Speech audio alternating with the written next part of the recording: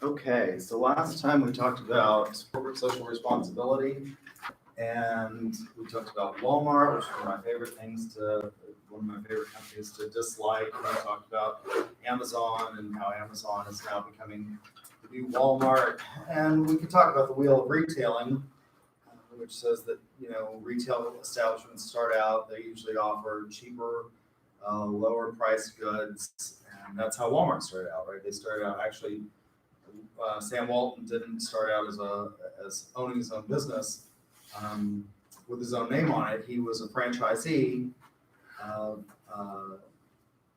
a chain of stores that were popular back in the 1950s and 60s called Ben Franklin, which were 5 and dimes. And from that, he grew into his own. His first store was called Walton's.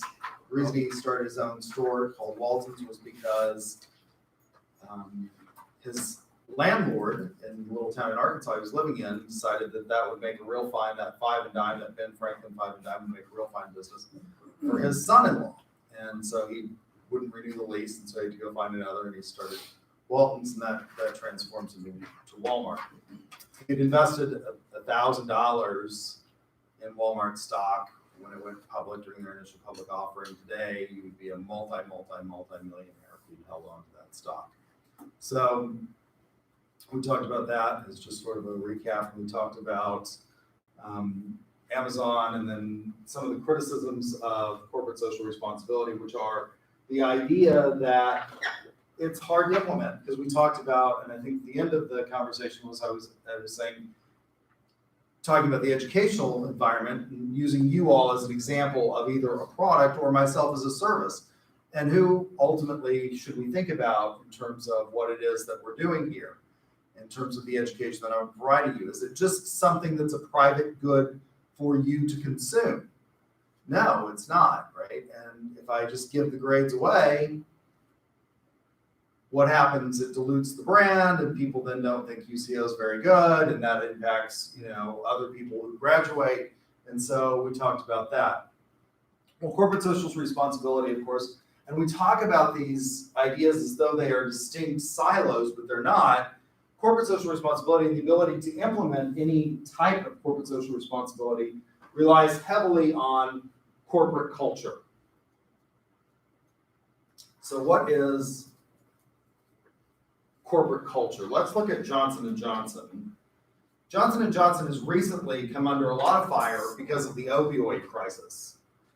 They were alleged to have engaged in marketing schemes that increased, and they weren't the only ones, right? There were towns in Appalachia and even in New England now that the number of opioids being prescribed were, like they were prescribing thousands and thousands of oxycodone or Oxycontin for people in these towns that were little towns. There were more people having prescriptions than there were actual residents in some of these towns. It became such a huge crisis in the Northeast that some towns, everybody in town had known somebody who died of an opioid overdose. And so Johnson & Johnson has become part of this. Oklahoma, of course, is part of this because we sued Johnson & Johnson and we won a huge settlement against them in terms of the opioid. But historically, Johnson & Johnson has been one of the companies that people pointed to as having good corporate culture and engaging in corporate social responsibility. So I wanted to take the time to read their credo. And I realized that there's nothing worse than once you learn how to read, having somebody read to you. I think I've told you in the past, I think that the perfect punishment for recalcitrant students who fall asleep in my class would be to force you to sit here and listen to me read Kant's Critique of Pure Reason very slowly to you, right? But it's worth reading because I want you to take note of a number of things as I go through the credo. Our credo, we believe our first responsibility is to the patients, doctors, and nurses. Okay, now this is completely antithetical to what Milton Friedman would say, which is your first responsibility in terms of corporation is to who? Milton Friedman's the big free economy market, free market economist, right? Who would he say your first responsibility is to? No, your shareholders, not stakeholders, your shareholders. Johnson & Johnson says, we believe our first priority or first responsibility is to patients, doctors, and nurses, to mothers and fathers, and all who use our products and services. In meeting their needs, everything we do must be of high quality. We must constantly strive to provide value, reduce our costs, maintain reasonable prices. Customers' orders must be serviced promptly and accurately. Our business partners must have an opportunity to make a fair profit. We are responsible to our employees who work with us throughout the world. We must provide an inclusive work environment where each person is considered an individual. We must respect their diversity and dignity and recognize their merits. So Johnson & Johnson, one of the things I noticed in the centralities that President Ravi Kumar set out was this idea that we're going to encourage diversity and inclusion in all of our core values that we teach here as an institution. That's really very, very modern. But Johnson & Johnson was doing this years and years and years ago before it became really popular to focus on diversity. They must have a sense of security, fulfillment, and purpose in their jobs. Compensation must be fair and adequate, and working conditions clean, orderly, and safe. We must support the health and well-being of our employees and help them fulfill their family and other personal responsibilities. Employees must feel free to make suggestions and complaints. They must be equal opportunity for employment, development, and advancement for those who qualify. We must provide highly capable leaders, and their actions must be just and ethical. We are responsible to the communities in which we live and work, and the world community as well. We must help people be healthier by supporting better access and care in more places around the world. We must be good citizens, support good works and charities, better health education, and bear our fair share of taxes. Now, this is really important. One of the things that J&J did very early on in terms of providing these kinds of services and medicines was they were responsible for providing medicine that cures river blindness, which only affects people in subtropical places. It's a parasite that you get, and it causes a lack of eyesight. These people that live in these areas and jungles of South America generally don't have the money to pay for this, and Johnson & Johnson paid for it. They just provided it.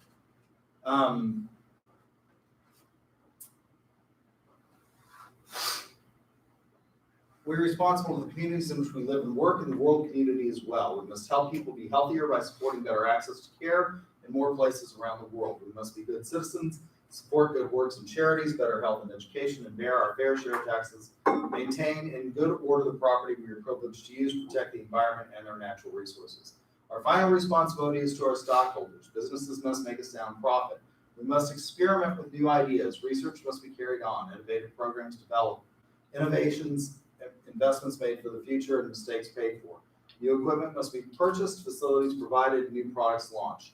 Reserves must be created to provide for adverse times. When we operate according to these principles, the stockholders should realize a fair return. That is really, in terms of a ethical corporate social responsibility statement, what we would strive for in terms of what a corporation should do. Now, the thing is, you can put these out there, and then you can have these failures in ethical judgment, and maybe Johnson & Johnson had them in the opioid case and the opioid addiction issues. But they started out with these really good values. The Tylenol crisis is another example of this. Somebody got a hold of Tylenol in a few locations, and they put cyanide in the caplets. They were capsules at the time. They didn't have caplets. And people were dying. And J&J pulled all the Tylenol off the shelves and a total recall of everything. Rather than waiting and seeing and just paying the people out that suffered, they did what cost them a massive amount of money in terms of pulling this back. And ultimately, J&J has been one of the most financially successful companies. And in fact, even after the opioid lawsuit was settled in Oklahoma, where they got the verdict in Oklahoma, J&J stock still went up because the investor class was amazed at how low the actual settlement was. They were bracing for far, far greater. So what constitutes corporate culture? Well, in marketing, we often talk about, and I've told you all, and this should come tripping off your tongue after you've taken one of my classes, marketing is the only fully integrated function of the firm. Right? It's the only one that seeks to add value across all areas of the firm and communicates and deals with the external aspects of the firm as well, right? And I give you examples of this. As much as, I love our accounting brethren, you can run a business without knowing anything about double entry bookkeeping. Lots of people do it. Now, lots of people fail in running businesses, but lots of people run their business. And is it really all that important if you have a BBA to really understand anything about double entry bookkeeping anymore? Not really. When you can look at your bank account every single day, right? You don't need to have all these sophisticated financials, which is, my criticism of the finance department as well, is that you don't have to know anything about high finance in order to run a business necessarily. You don't have to know about, very complex financial instruments like collateralized debt obligations, CDOs, or, shots or puts that you can get in terms of financial investments. So this part, as far as we're concerned for marketing, from a marketing ethics perspective, looks at the strengths and weaknesses for culture part of the firm. So we oftentimes talk about a SWOT analysis. So there are two external factors in that: opportunities and threats, and strengths and weaknesses. What are our strengths and weaknesses? Culture and strengths and weaknesses, and then corporate governance and strengths and weaknesses. What is it that we can do better than others? So is culture, let's talk about culture and the development of culture. Is culture something that is organic, that starts at the bottom and works its way up? Or is culture more top-down or hierarchical, imposed by leaders from the top, from leadership at the top of the company? You think it's top-down? Really? Why do you think that? Because people at top have to leave the impression of the way that the business should run and show, basically be a good role model of that structure. Okay. What'd you say? Top down. I feel like I have to start a company, Mhm. and then once it's established, it's kind of passed around within Okay. the lower parts of the hierarchy. So maybe it starts out being top-down, but then it changes. Yeah. And becomes more organic. One of the things that Socrates says in Republic is, if we look at it from a macro perspective, so one of the things they're trying to decide in Republic, we talked about this, they're trying to decide what the absolute definition of justice is, right? And so we struggle with that, and in terms of corporate culture and governance, one of the things we should think about is what is just in a corporation. And so Socrates says in Republic, well, one of the reasons why it's titled Republic, and he comes up with Republic, is he says, look, if we can decide what it is for the larger body, maybe we can then apply it to the individual. So we'll go from, sort of this grand level. If we look at the whole, we can then look at the individual parts and ascertain how to arrive at justice. The individual, what is justice for the individual? It may be easier to see that in the aggregate rather than in the parts, because society is really just a combination of its parts, right? It's just a representative or a big version of the human being.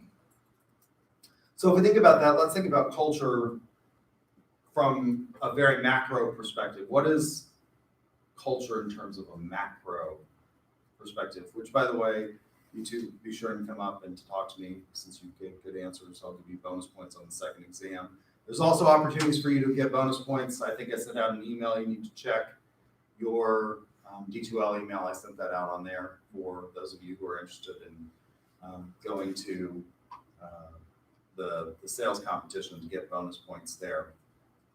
So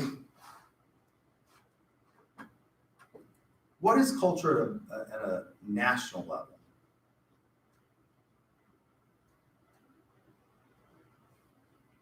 what's sort of American culture?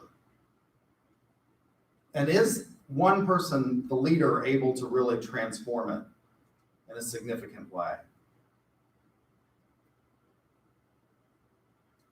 We're going into an election year. Today is Super Tuesday. Oklahoma votes on Super Tuesday. How many of you are eligible to vote? How many of you are going to go vote? Maybe, maybe not. You should go vote. How much can one president transform the American culture? What would we say are American cultural values? What are some of the Sports. The American dream is certainly, I think, part of it. You said sports. Why do you think sports? Professional sports. You think we're more fanatic than other cultures? For sure. Maybe not in the soccer field, but everything else. Yeah. Really, I think soccer fans in Europe would disagree as to whether or not we're as fanatical about, or even in South America. I mean, soccer seems to be a big deal. But yeah, okay, I think we are. We're fanatical about not other people's sports. Maybe we're fanatical about sports that we developed. Because soccer, the only place in the world where soccer is not just really, really popular is where? The United States, right? I mean, in other parts of the world, soccer players are like American football players in terms of their salaries and things like that. And they're in terms of their popularity, maybe the most popular soccer player in recent history.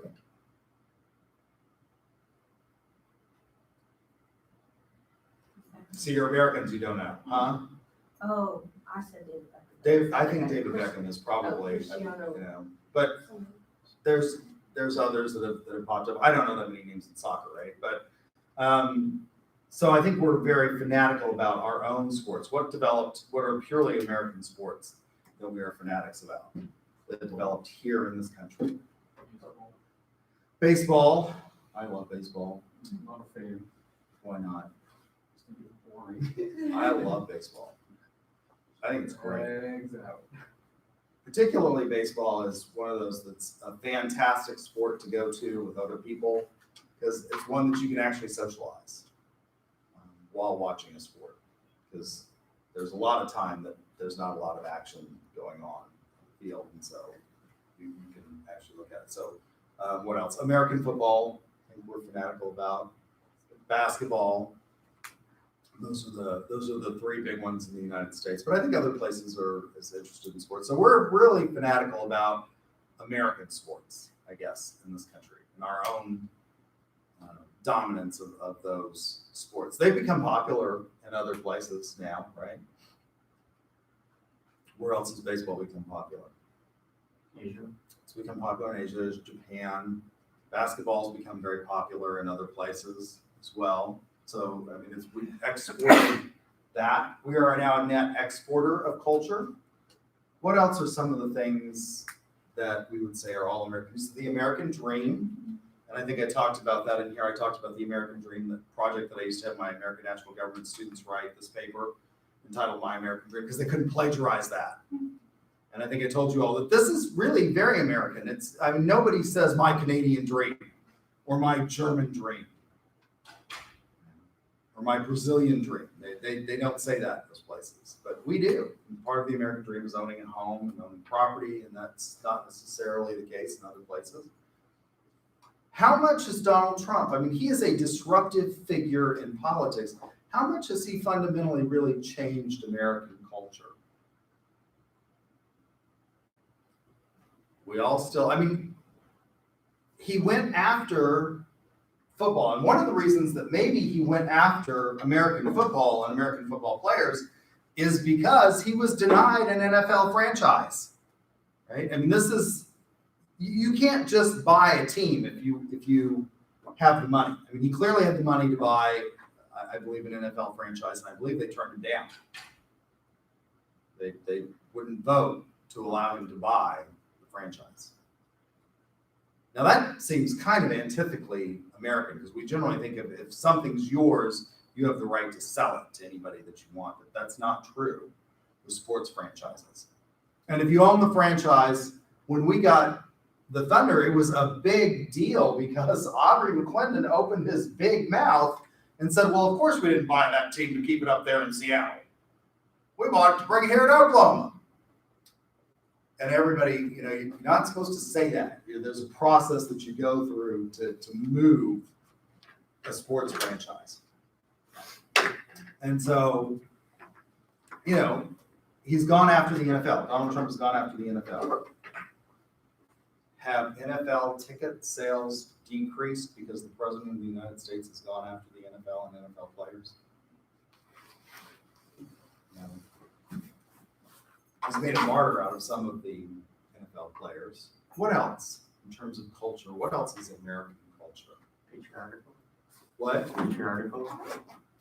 We have a lot of patriotism. Yes, I think that's right. We have a tendency to like things like the American flag, symbols. That's an important part of culture, or symbols, cultural symbols. Right? How much influence has he had on that? Not much. Really? What else? So the president doesn't have a whole lot of influence on our culture. So is our culture more organic? Well, I don't know. Maybe as you suggested, it starts out not being organic. Because we had a cultural revolution in this country. It was called the American Revolution. And these were radical ideas. And they were started by the founding fathers, by a small group of wealthy people. This idea embodied in the Declaration of Independence it was very radical at the time. That government derived its power from the consent of the governed and not from the divine right of some source. So maybe they did. But once that culture was established after 200 years, there's sort of a respect for norms that continue to go on, in spite of the fact that the president tweets at judges. We still have a court system that's functioning, a criminal justice system that's functioning. He hasn't managed, he wants to lock up Hillary Rodham Clinton and put her in prison. They can't do that, right? So he's not been able to really change the culture. So maybe once it's established, and I think that's right. I think that maybe it's established initially by leadership, but once it's established, it's very difficult to change it. It's very difficult to change culture once you get it established. And governance. There are ways that you can structure your governance such that you can maintain control of a company without having a majority of the stock. So if you have a company and you sell stock, that's the reason that we have corporations, is we allow for the pooling of capital, the elimination of risk. So let's say you have a company and you sell 50% of the stock and you keep 50% of the stock, and then you use this stock to start another company to finance it, and you sell 50% of the stock and you keep 50% of the stock. How much do you have control of the actual first stock? You have less than 50%, and you've sold a whole lot more stock. Each time you cut it by half, but you can still maintain control of the corporate structure. Enron was doing this with special project entities that they had that were basically being spun off, and they were funding those entities with Enron stock, and it was a shell game. It was a Ponzi scheme. Right? So governance becomes an important part of this. It's not just culture, but it's governance. And one of the things that we talk about in marketing is the regulatory environment. And in an environmental scan, looking at these things, what is the culture, what is the governance that you face? So corporate culture, if we look at it just in the corporation, the more micro level rather than macro level approach, what are the elements of corporate culture? Well, they consist of beliefs. We are meaning-generating beings. We seek meaning constantly. So beliefs that are held. again, let's think about this from a macro perspective. What are some of the beliefs that we hold as Americans? Our amendments. Okay, so the first 10 amendments to the United States Constitution, which are collectively called the Bill of Rights, they were all passed at the same time. The United States Constitution has not been amended very many times. The Oklahoma Constitution has been amended thousands of times because it was written by a complete nut job named Alfalfa Bill Murray, who wrote what we call a lot of positive law into the Constitution, which means that we've had to change it a whole lot. When you write a whole lot of positive law, and what I mean by positive law is what things that you normally think of as being statutory law are written into the Oklahoma Constitution. Generally speaking, Constitution should be broad frameworks that provide a structure. And that's what the United States Constitution does. It lays out our government. We have 3 branches, which are separate but equal within their own jurisdiction. Right? We have the legislative, and this is antithetical to a lot of places. The British think that we're kind of crazy. They have a parliamentary system of government. There is no separation of powers between the executive and the legislative, and there didn't used to be any separation between the executive, the legislative, and the judicial. In the British system of government, and we formed our government based on somewhat of a British model in that we took a bicameral approach to it. So in the British form of government, there were 2 chambers in Parliament. The House of Lords, which is the upper chamber, we decided we weren't going to have lords, we weren't going to have titles. That was antithetical to the American Revolution, so we call it the what? We based it on the Roman idea. What did they have in Rome? In the Roman Republic, they had a Senate. So they had a Senate, right? The Roman Republic had a Senate, so we call our upper house the Senate. In the United Kingdom, they call it the House of Lords. Right? And forever and ever, until recently, until they passed a Judicial Reform Act, the Supreme Court of England, or what was our comparable of our Supreme Court, was members of the law lords, the House of Lords. So you had to be a lord, and you then got to be a member. Now they've changed it and they actually have a Supreme Court. But it doesn't function quite as independently as our Supreme Court does in terms of power structure. So they have this parliamentary system. The lower house in Great Britain is called the House of Commons. There are lots of members of the House of Commons. That's the democratic thing. The House of Lords is not democratic. You are either a life peer. They've reformed that somewhat, but lords are appointed by Her Majesty the Queen. Non-hereditary peers are appointed by Her Majesty the Queen. There are a certain set of number of lords that are hereditary. In other words, they get their position in the House of Lords from their parent who passed it down to them. So beliefs, what are some of the things that we believe in? You said we believe in these first 10 amendments to the United States Constitution. Really fundamentally, what are some of those core beliefs that are held in the United States Constitution? Well, in the First Amendment to the United States Constitution, you have 5 substantive rights: freedom of speech, press, religion, petition of government for redress of grievances, and assembly. Those are 5 substantive due process rights. And we value those really, really strongly. And Donald Trump is a product. In other countries, some of the things he said, you could not say. You can be charged with a crime if you slander or libel somebody in Europe, in many of the European countries. You can be charged with a crime and go to jail. We believe in free speech. And when you get on television and say things that, he said things that are clearly not true, that are clearly not accurate. Can't do that. But that's part of our core values. We believe that you should be able to say just about anything you want. Congress shall make no law respecting free speech. No. Does no mean no? Is no an absolute term or an equivocal term?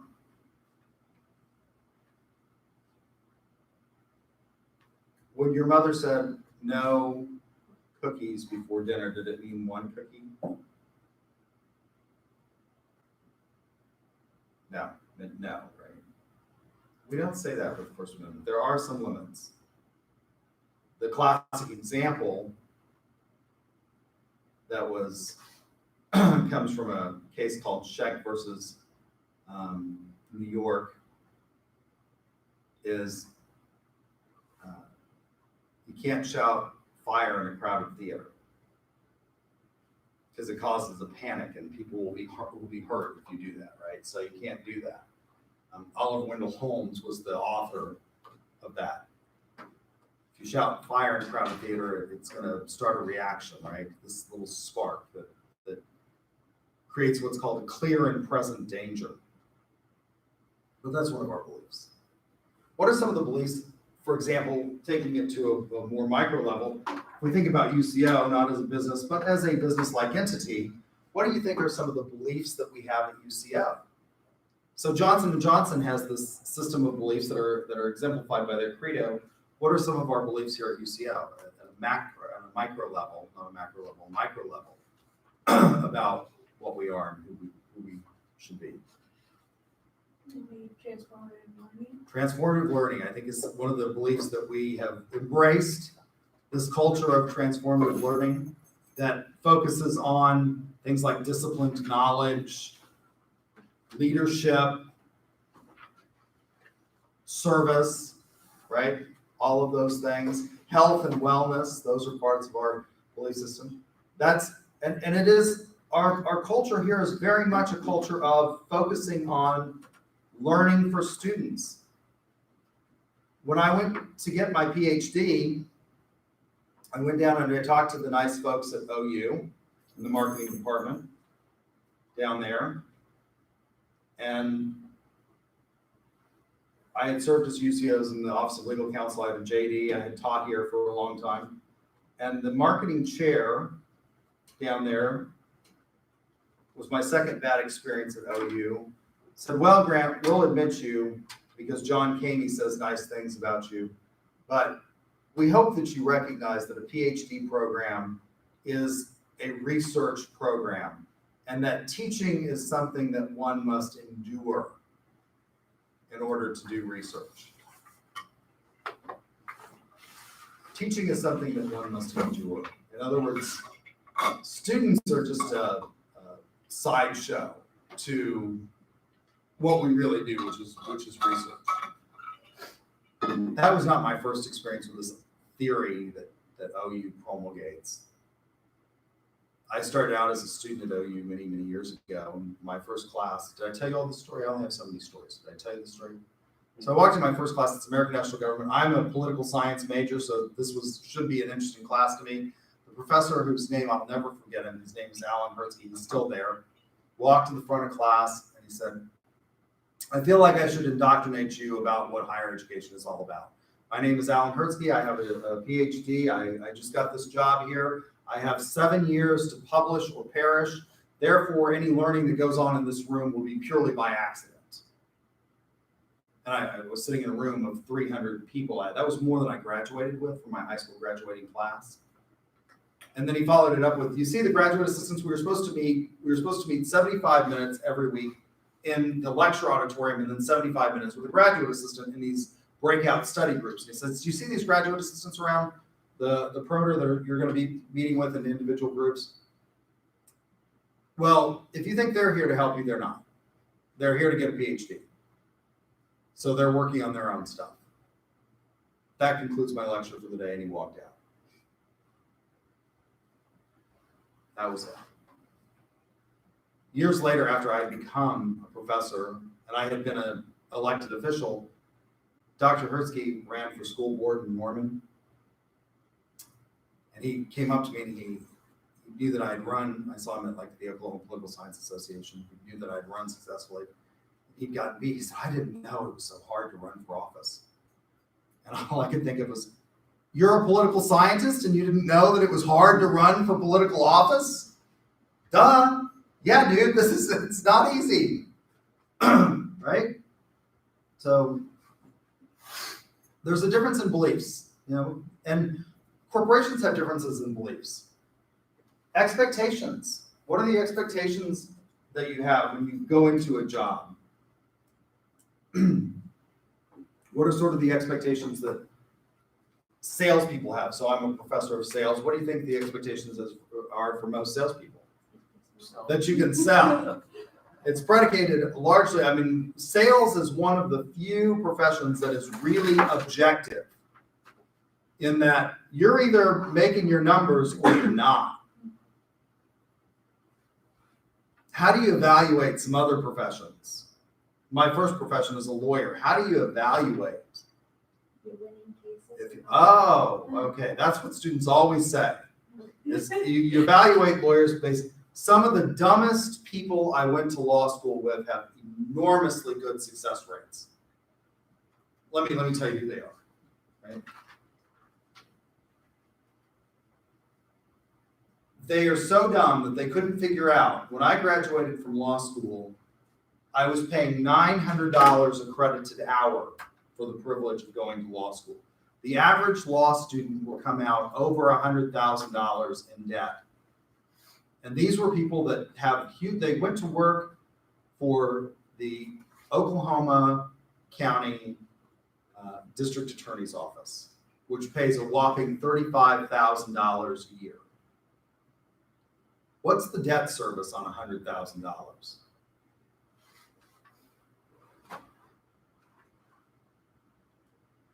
Can you pay the debt service and afford to live? If you come out $100,000 plus in debt, most of them are coming out more in debt than that, $120,000, $130,000, and you're making $35,000 a year, you're a candidate for natural deselection. If you can't figure out that math, that you can't, like, you can maybe pay the debt, but you're not going to do a whole lot else.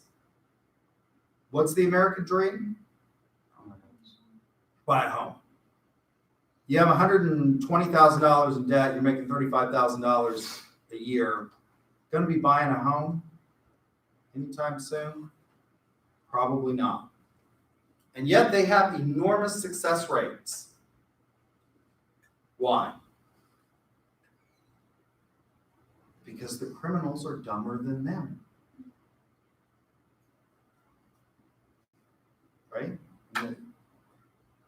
These are people who get caught. But sales is pretty objective. So what are the expectations for most salespeople? Well, it's that you can sell, that you have a quota, that you meet it, and that's important, right? What are sort of the expectations and other things that are not as objective? What are the expectations, for example, here at college? What are some of the expectations that are part of our culture and belief system, along with transformative learning? What are the expectations that go along with that for you? Equal access. Okay, equal access to opportunity and resources, but also things that you don't cheat, you don't plagiarize, right? I mean, those are expectations. Symbols and meanings become enormously important. Let's think about this in higher education. What's the symbol of excellence, not just in higher education, but in primary and secondary education as well? An A, right? That's the symbol of excellence. So symbols have things that we have meaning, that we assign meaning to. The A. Our core values.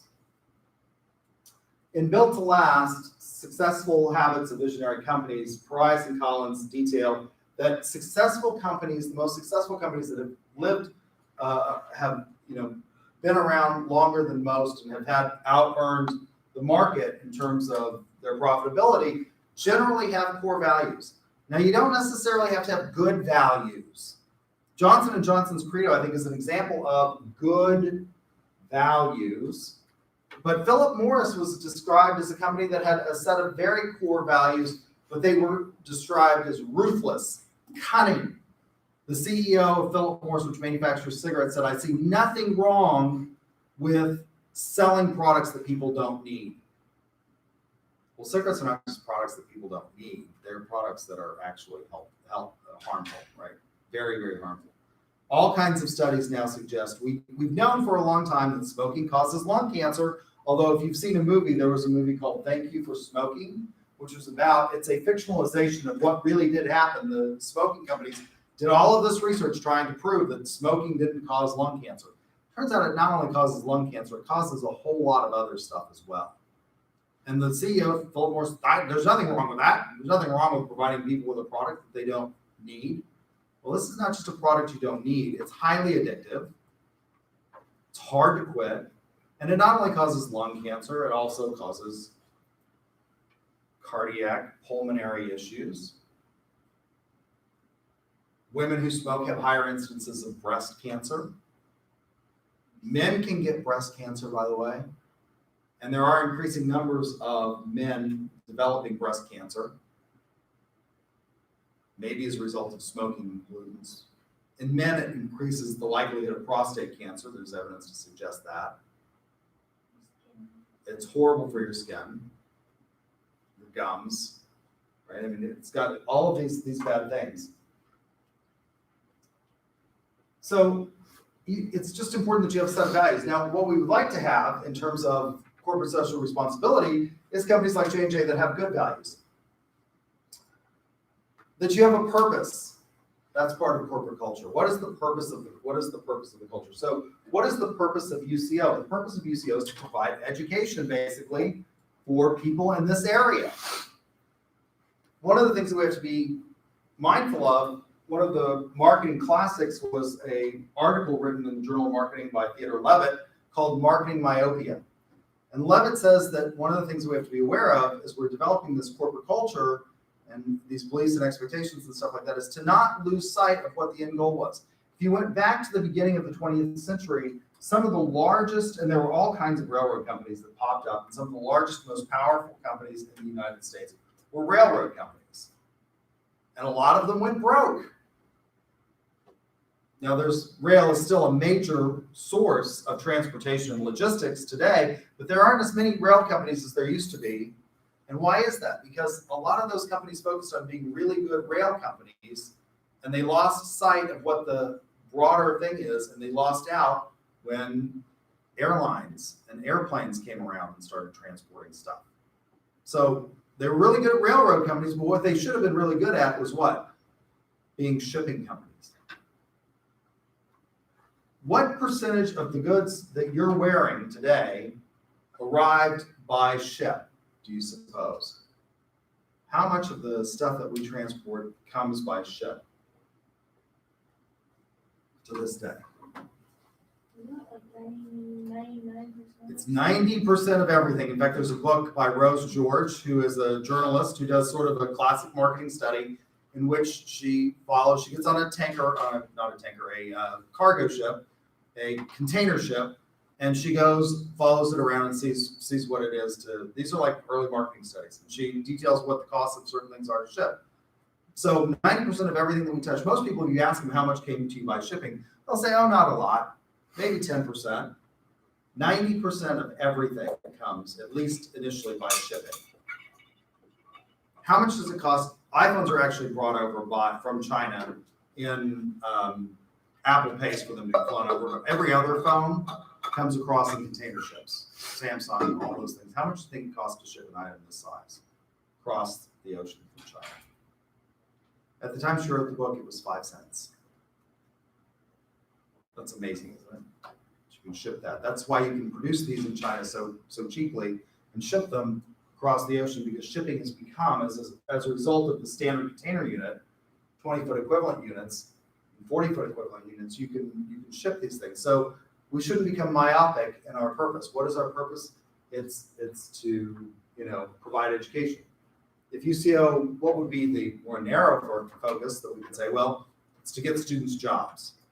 Well, if we just focused on that, we would get rid of the College of Liberal Arts, we'd get rid of the College of Fine Arts, we would get rid of a whole lot of things that don't necessarily lead to just jobs. So culture and ethics. Where do we get culture and ethics? Well, it comes from training, from executives creating an ethical climate,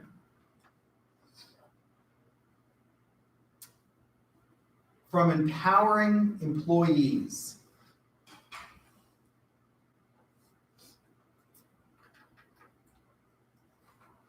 And as Aristotle said, it's habituation, it's virtue.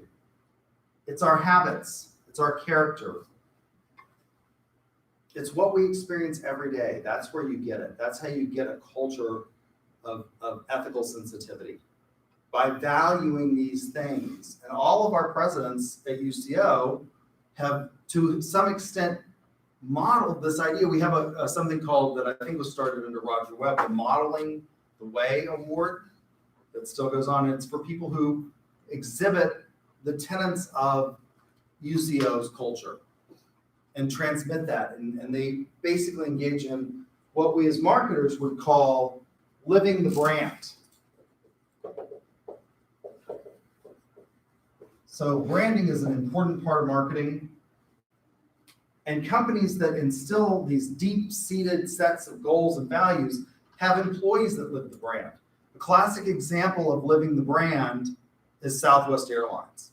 Southwest for a long time was not the best, didn't pay the highest rates of all of the airlines in terms of their flight attendants and pilots and baggage handlers and stuff like that.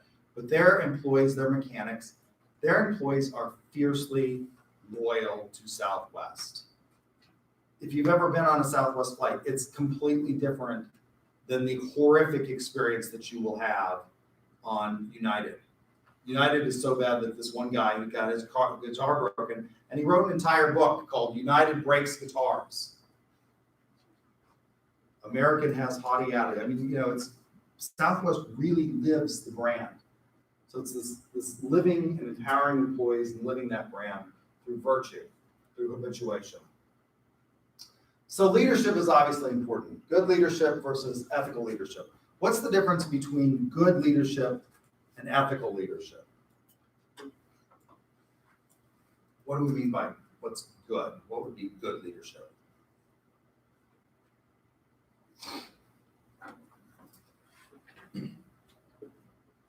When you talk about like the lobbying and moral minimum, like good leadership would not stick to just the law. It would do it better. Okay, maybe. Lead by example. Is good or ethical? Good. It's good. It can be both. But you could have bad examples. Yeah. You could have Philip Morris, who the CEO is ruthless and cunning. They built a brand that's lasted. So productive or efficient? Yeah, I think that's it. Good leadership is productive or efficient leadership. It's not necessarily ethical leadership. Okay? It's efficient, maybe, but it's not necessarily ethical. What you want is you want both efficiency and ethical leadership. You don't want just one or the other. You want to be both an effective leader and an ethical leader, I think. So this leads us to discussions of types of leadership, and I wrote a book, a textbook that was published by Pearson on ethics and leadership styles. So there are different types of leadership theory. Now, one of the things that I'll ask you is leadership something that you can learn, or are leaders born? Are leaders born, or are they made? Both. Both? I think some people might be like naturally have that in them to lead, but then I think also learning it, and you can also do it that way. Okay. You think they're made? Because I think you can be born to lead, but you need to learn how to use it. Okay. Because they come from them or good leaders. We have a similar debate in my sales class about, are salespeople born or are they made? And every sales textbook will tell you the politically correct answer is to say anyone can be a salesperson, right? And the politically correct answer for leadership studies is anybody can be a leader. I'm not sure that's true. If you are horribly agoraphobic, you don't like going outside, you don't like people, you have a fear of things, I'm not sure I can teach you to be a good salesperson. And likewise, if you don't want to have contact, you just don't like people. There are people that are like this. They are sort of lonely or loners. They don't necessarily like people. I'm not sure I can teach you to be a leader. And then there are people who sort of exhibit natural tendencies towards it. But one of the things that we talk about in leadership theory, and one of the things we talk about in studying leadership, is that what a lot of people think of as the type A personality leaders, you don't necessarily have to have that type of leader. Not all leaders are like that. Not all leaders are the high type A, in your face, hyperactive type personalities, right? So there are various theories of leadership. Contingency theory, proposed by McGregor, focuses on theory X and theory Y. How many of you have heard of theory X and theory Y? A couple of you. So what is theory X and theory Y?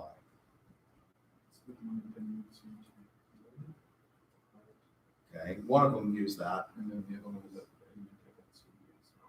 Yeah, so theory X generally says that leaders view subordinates as lazy and they have to be externally motivated. And so you have to, crack the whip to keep them in line. People are inherently lazy. And you see this in life. One of the things that was fascinating to me was one of my colleagues who used to be in the marketing department years and years and years ago, Russell Jones, he was one of these people. He's the exact opposite of me.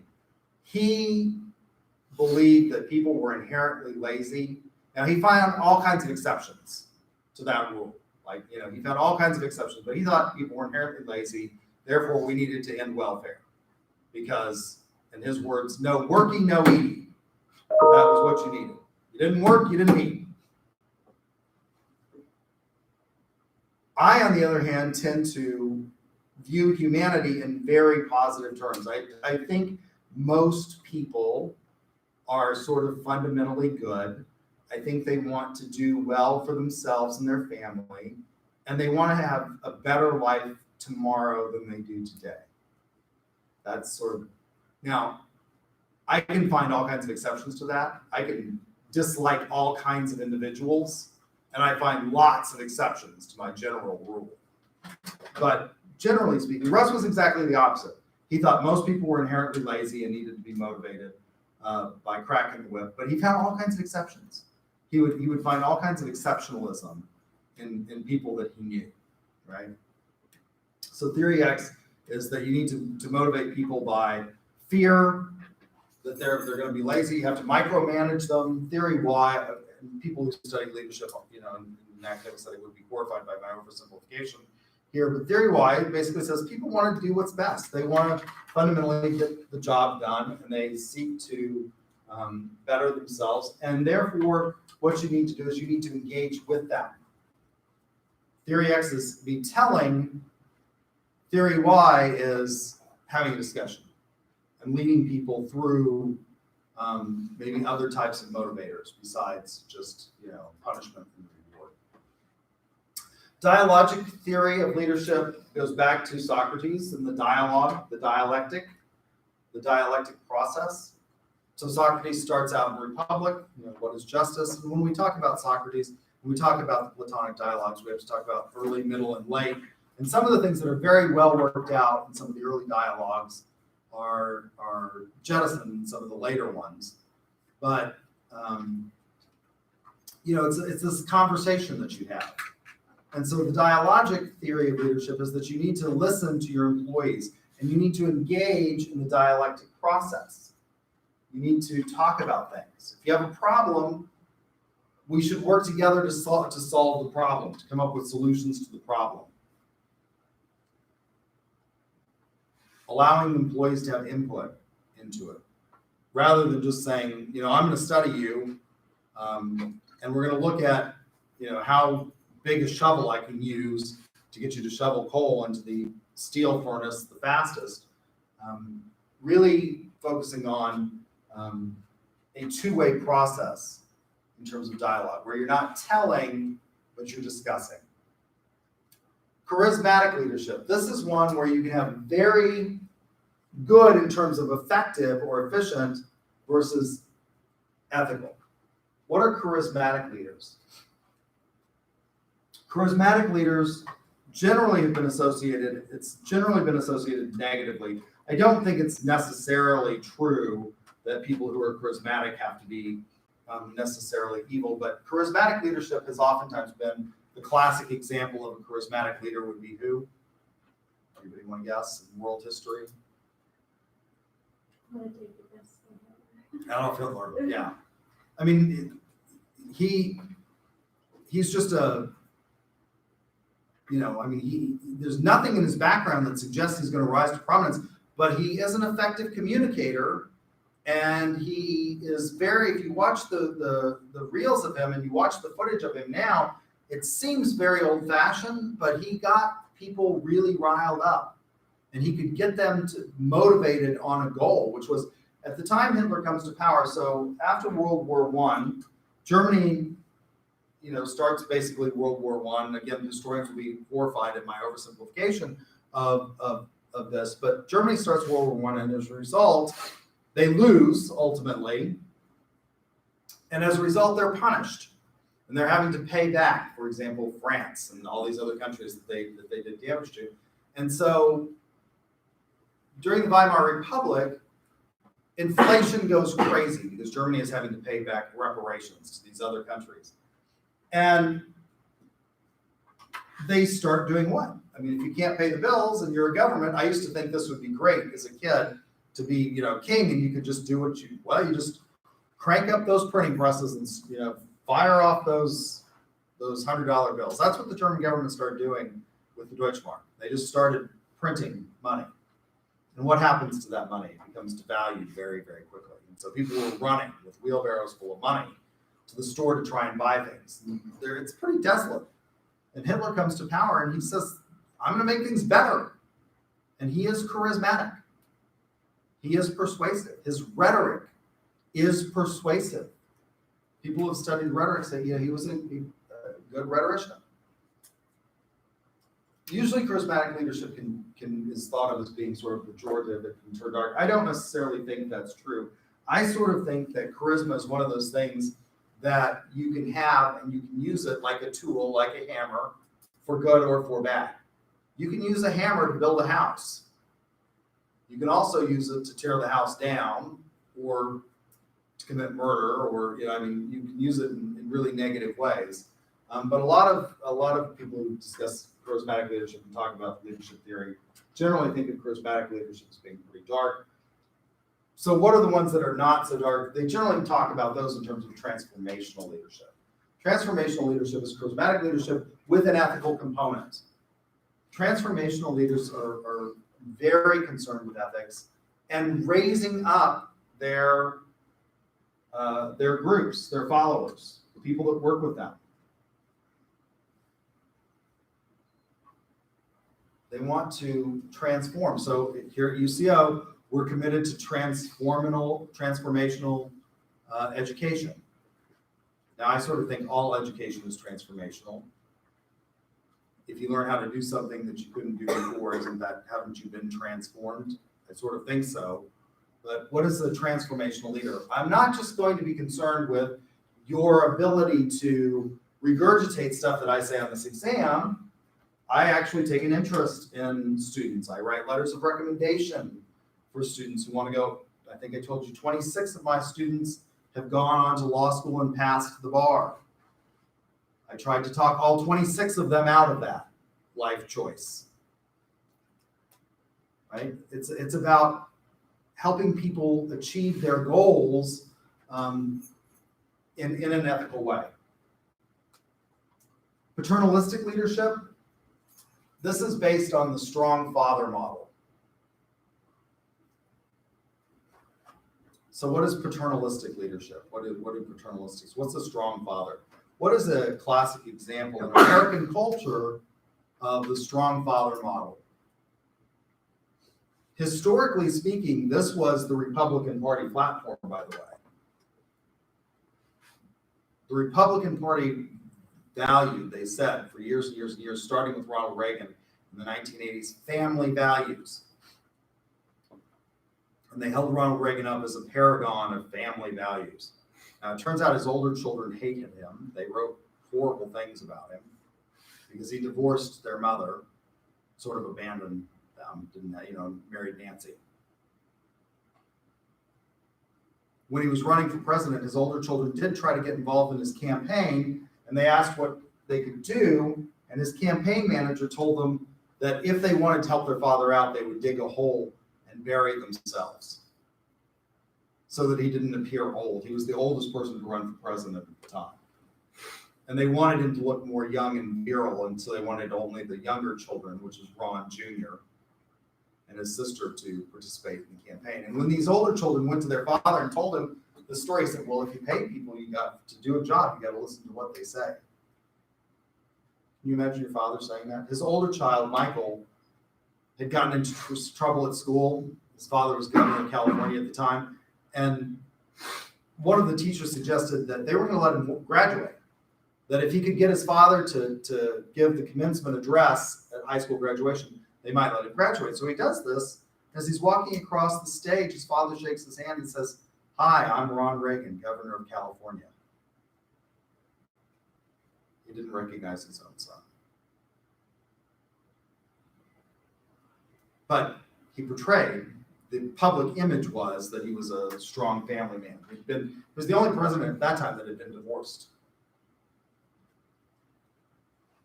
And the only one that didn't go to church frequently. He was not a regular attendee of church. But for the Republicans at that time, starting in the 1980s, they start focusing on family values. What does that mean? Well, it's the strong father paternalistic leadership model, which is exemplified by shows from the 1950s and 60s like Father Knows Best, Leave It to Beaver, My Three Sons. Then we have pragmatic leadership. What's pragmatic? You focus on solving problems. So you have a goal, you focus on achieving the goal, solving the problem. And finally, you have caring leadership. That's where you actually want to engage with your followers or the people that you lead. You care about them. Now, none of these, you can find, they're not necessarily, again, individual silos. You can find transformative leaders that are also caring, that exhibit patterns of caring leadership or pragmatic. So they're not necessarily just individual things, but we think about them as being distinct and separate, but they're not. It's a continuum, and you can have these different types of leadership styles that overlap. For example, caring leaders often involve dialogic leadership because they want to engage in talking with their employees.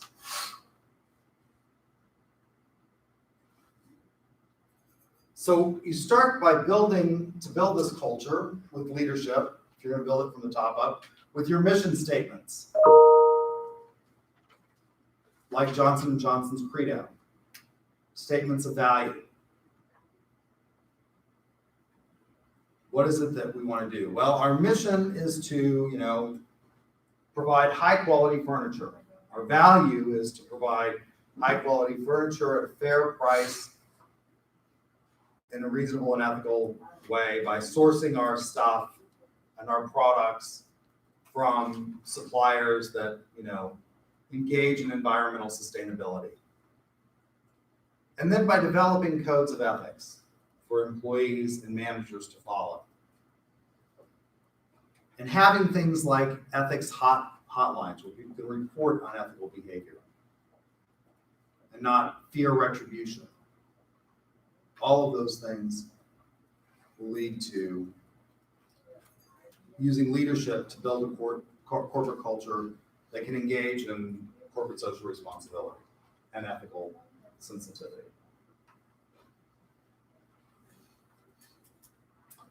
How do you assess that?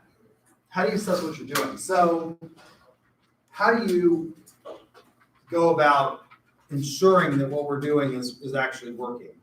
Well, you can have, as I suggested, ethics hotlines where people can call in, they can do this. We have this at UCO.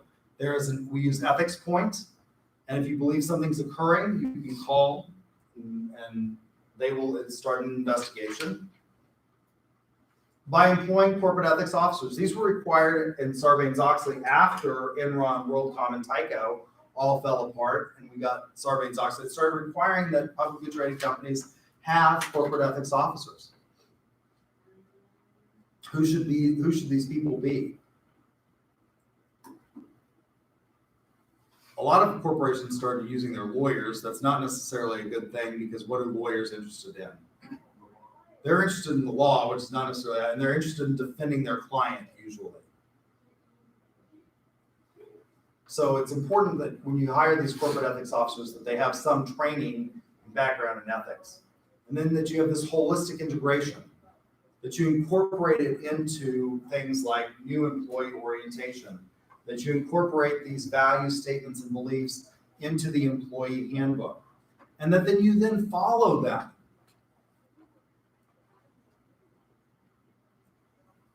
That you then engage in the ethical leadership. One of the things that I listened to recently, I am sort of fascinated by Ulysses S. Grant. I am named for my father. My father was named for two uncles. One of those uncles was named Grant. His father had fought in the North, on the northern side in the Civil War, and named his child after General Grant. So I went to this lecture recently on Ulysses S. Grant, and it was by H.W. Grant, who's a historian at the University of Texas at Austin, and he's really, really fantastic speaker. And he's done a reassessment of Grant. Almost everybody agrees that Grant was a great general and a brilliant strategist and a fantastic leader on the battlefield, but he became a president that became sort of mired in controversy. And Grant says we really need to rethink Grant's presidency. But Grant was one of these people who nothing in his early years suggested that he would rise to be sort of the transformational figure that he becomes and the leader that he becomes. The only thing he was really good at as a child was breaking horses and riding horses. He was kind of good at that. His father tried to, get him to be engaged in school, and Grant wasn't much interested. He finally got him into West Point. The way you get into West Point is you have to have a congressman write a letter of recommendation for you to get in. And so Grant's father gets a congressman to write him a letter of recommendation. And Ulysses S. Grant wasn't named U.S. Grant by birth. His birth name was, have I told you all this story? No. His birth name was Hiram Ulysses Grant. I'm not sure which of those two names is worse, Ulysses or Hiram. And the congressman who wrote the letter to get him into West Point, lots of men at that time their middle name was their mother's maiden name. And this congressman knew that his mother's maiden name was Simpson, so he wrote the letter for Ulysses Simpson Grant. And of course, this becomes kind of a branding thing. U.S. Grant is better than Hiram Ulysses, H.M. Grant. U.S. Grant sounds a lot better because we're what? The United States, right? So this sounds better. So he adopts it. That's how the congressman didn't even know what his name was, right? When he writes this, it's just a favor to his father. Something happens to Grant. He has lots of businesses that are not successful, almost failures. Something happens to Grant when he gets on the battlefield. He's one of the few people that in the fog of war, most men become terrified, but not Grant. He becomes enormously crystal clear-eyed and sharp and focused. As bullets are whizzing by him on the battlefield and a horse is shot out from under him, he has the calm to rise above it and see how things should move and how to move troops on the battlefield in order to win wars. Truly, and he becomes a great leader, a truly, in many respects, transformational leader to win the war and preserve the Union. And as an officer, Grant is, he's got this holistic approach, like Washington, to his organization. And so those are the kinds of things that we should think about as leaders in corporations, as business people, as you go out in the world. How do you make this a holistic approach? Not just put it in the employee manual and say that this is what we value, but to actually take this holistic approach that integrates it in and really creates a company that engages in living the brand. And I am about out of time. On Thursday, again, we will have that day reserved for you to work on your projects because I'll be at a sales competition. Just out of curiosity, how many of you, so I sort of have a head count, how many of you are planning